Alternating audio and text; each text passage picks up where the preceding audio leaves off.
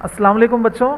तो आइए आज हम पढ़ते हैं टॉपिक 6.2 केमिकल चेंजेस यानी कीमियाई तब्दीलियाँ। तो बच्चों हमने पिछले टॉपिक में पढ़ा था तबाई तब्दीलियाँ यानी फिज़िकल चेंजेस, जहाँ पर किसी शय की साख्त, जसामत या शक्ल या फिर हालत में तब्दीली आती है। यानी किसी भी शय की साख्त, जसामत, हालत या शक्ल में अगर तब्दीली आ रही है तो उसे हम तबाई तब्दीली यानी फिज़िकल चेंज कहेंगे बच्चों। लेकिन अगर किसी तब्दीली में एक नए शय की तैयारी, बनावट या पैदावार होती है तो उसे हम केमिकल चेंज, कीमियाई तब्दीली कहेंगे। तो आइए देखते हैं बच्चों, लोहे पर जंग आ जाने से आप खूब वाकिफ़ हैं, ये भी एक तब्दीली है। अगर आप लोहे का एक टुकड़ा खुले में कुछ वक्त के लिए छोड़ दें तो इस पर भूरे रंग की बारीक परत नज़र आने लगेगी। यही शय जंग यानी अंग्रेज़ी में रस्ट कहलाती है और इस अमल को जंग खुर्दगी यानी रस्टिंग कहा जाता है। तो बच्चों किसी लोहे के टुकड़े को या किसी लोहे से बनी चीज़ को अगर हम खुली जगह पर अगर हम रख देते हैं बच्चों कुछ वक्त के लिए, तो कुछ वक्त के बाद उस लोहे की सतह पर, लोहे की चीज़ की सतह पर ऊपर अगर आप देखेंगे तो जंग की एक पतली सी परत जम जाती है बच्चों। इसे ही हम जंग और अंग्रेज़ी में रस्ट कहते हैं। और इस जंग लगने के अमल को जंग खुर्दगी यानी रस्टिंग कहा जाता है बच्चों। इसके बाद आप लोग बच्चों पार्कों में बहुत सारे बेंचों को देखा होगा, कुर्सियों को देखा होगा लोहे की बनी हुई, ये खुले में होती है। तो जाहिर सी बात है इस पर भी कुछ वक्फे के बाद जंग लग जाता है बच्चों। तो दरअसल जंग लोहे का हिस्सा नहीं है, बल्कि जंग जो है बच्चों वो एक नई शय है जो लोहे को खुले मैदान में, नमी में, हवा में कुछ वक्त के लिए छोड़ देते हैं। तो नतीजे में ये जंग खुर्दगी का अमल होता है यानी रस्टिंग का अमल होता है और ये लोहे की सतह पर जंग जम जाती है। इसके बाद बच्चों हम एक सरगर्मी के ज़रिए भी समझने की कोशिश करेंगे बच्चों कि कीमियाई तब्दीली क्या है।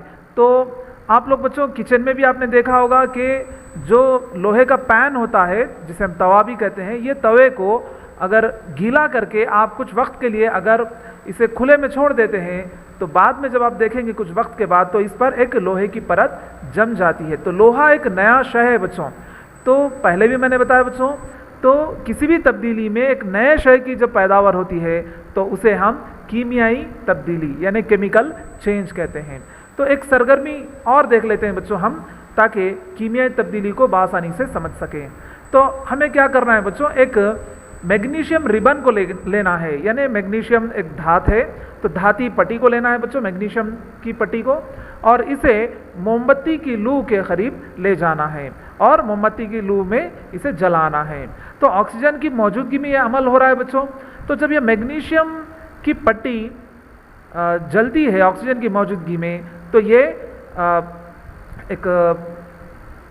ये जो है एक दूधिया रंग के रोशनी को खारिज करते हुए ये जलती है और नतीजे में मैग्नीशियम ऑक्साइड की राख को ये बनाती है बच्चों। तो पहले हम क्या कर रहे थे बच्चों, मैग्नीशियम के धाती पट्टी को लेकर इसे मोमबत्ती की लू के पास ले जाकर इसे जला रहे थे। तो मैग्नीशियम की धात को जब ऑक्सीजन की मौजूदगी में जलाया जाता है तो एक नए शय की पैदावार होती है जिसे हम मैग्नीशियम ऑक्साइड कहते हैं। तो यहाँ पर ये रिएक्शन भी दिया गया है, देखो बच्चों यहाँ पर मसामत को दिया गया है। मैग्नीशियम को जब ऑक्सीजन की मौजूदगी में जलाया जाता है तो मैग्नीशियम ऑक्साइड एक नए शय की पैदावार हो रही है।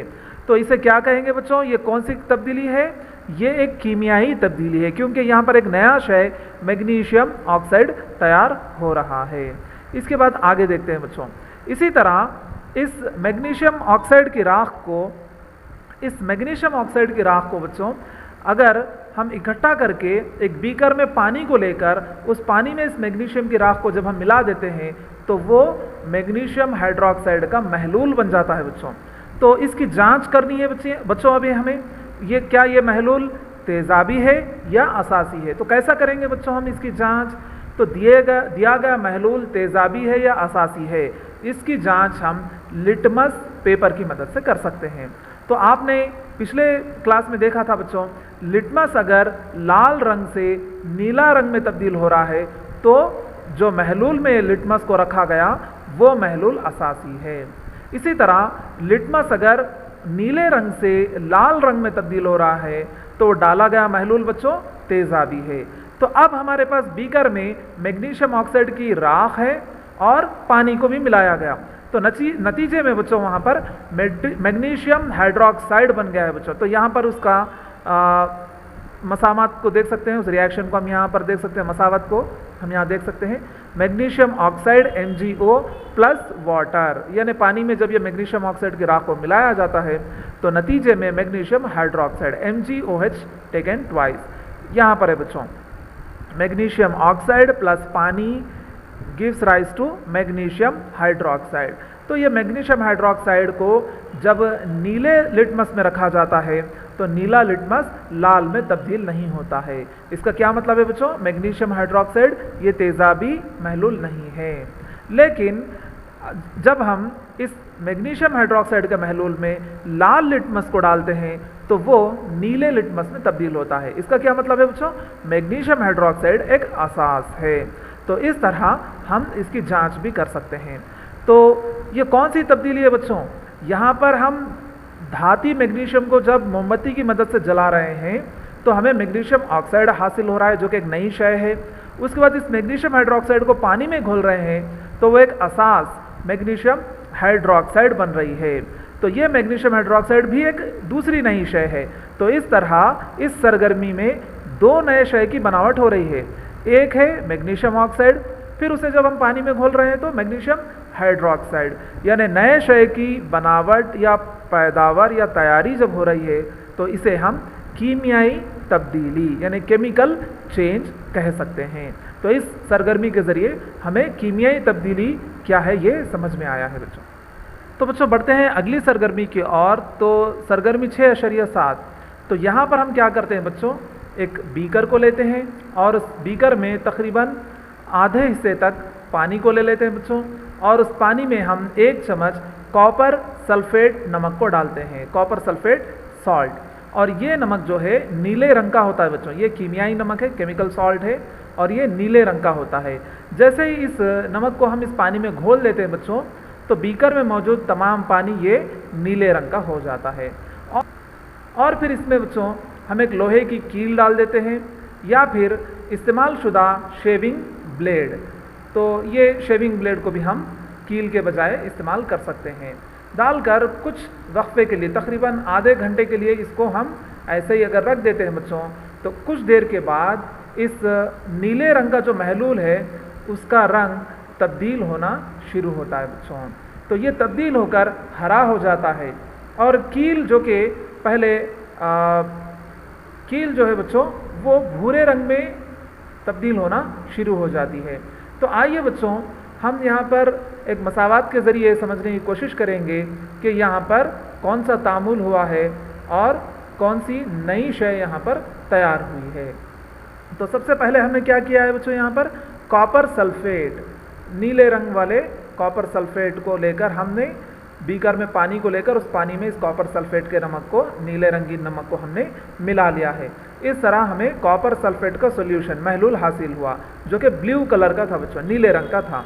और इसमें हमने आयरन को डाला। आयरन को कैसे डाला बच्चों? हमने एक लोहे की कील को डाला था या फिर इस्तेमाल शुदा जो ब्लेड है बच्चों, शेविंग ब्लेड, उसे भी हम इस्तेमाल कर सकते हैं, यहाँ पर डाल सकते हैं।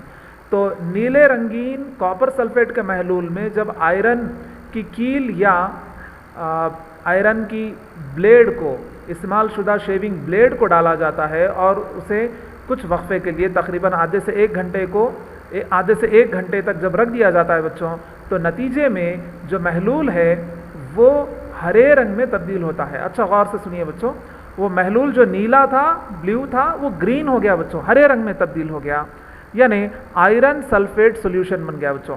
हमने क्या डाला था बच्चों? कॉपर सल्फेट डाला था, ठीक है, लेकिन तामुल के बाद क्या हो गया? यहाँ आयरन सल्फेट सॉल्यूशन बन गया जो कि हरे रंग में मौजूद है। और जो कील था बच्चों, ये कील पर एक पतली सी कॉपर की परत चढ़ जाती है, यानी भूरे रंग वाली, ब्राउन कलर वाली एक परत कील पर चढ़ जाती है जिसे हम कॉपर डिपॉजिट कहेंगे। यहाँ पर देखिए बच्चों, नीचे तामुल को दिखाया गया है। नीले रंग वाला कॉपर सल्फेट महलूल, यहाँ पर आप देख सकते हैं नीले रंग वाला कॉपर सल्फेट महलूल है। और इसमें क्या डाला गया बच्चों? लोहे की एक कील या फिर शेविंग ब्लेड भी आप डाल सकते हैं। डालने के बाद तामुल होता है, आधे घंटे पर आधे से 1 घंटे तक रखने पर तामुल होता है और नतीजे में हरे रंग का महलूल बन जाता है। जो नीले रंग वाला महलूल था अब वो हरे रंग में बन गया। अगर इसका कीमियाई फार्मूला देखेंगे तो वो हरे रंग का महलूल है बच्चों आयरन सल्फेट महलूल। यानी बच्चों जो नीले रंग वाला महलूल कॉपर सल्फेट था वो आयरन सल्फेट बन गया और कॉपर की परत जो है वो जाकर तांबे की परत जो है कील पर जम गई है, यानी ब्राउन जमाव, यानी भूरे रंग की एक पतली सी परत जो है वो कील पर जमा हो जाती है। तो इस तरह ये तामुल होता है और नतीजे में 2 नए शय की पैदावार हो रही है। एक है बच्चों आयरन सल्फेट जो कि हरे रंग का महलूल है, दूसरा है ब्राउन यानी भूरे रंग का तांबा जमा हो रहा है। कहाँ पर? कील की सतह पर या फिर शेविंग ब्लेड की सतह पर। तो इस तरह बच्चों इस सरगर्मी में भी 2 नए शय की पैदावार या बनावट हो रही है। तो पहले से हम जानते हैं बच्चों कि किसी भी तब्दीली में नए शय की बनावट या पैदावार होती है तो उसे हम कीमियाई तब्दीली कहते हैं। इसके बरक्स तबाई तब्दीली यानी फिजिकल चेंज में बच्चों जसामत में तब्दीली, शक्ल में तब्दीली या फिर उसके हालत में तब्दीली अगर हो रही है तो उसे हम तबाई तब्दीली कहेंगे। लेकिन कीमियाई तब्दीली में बच्चों एक नए शय की पैदावार होती है।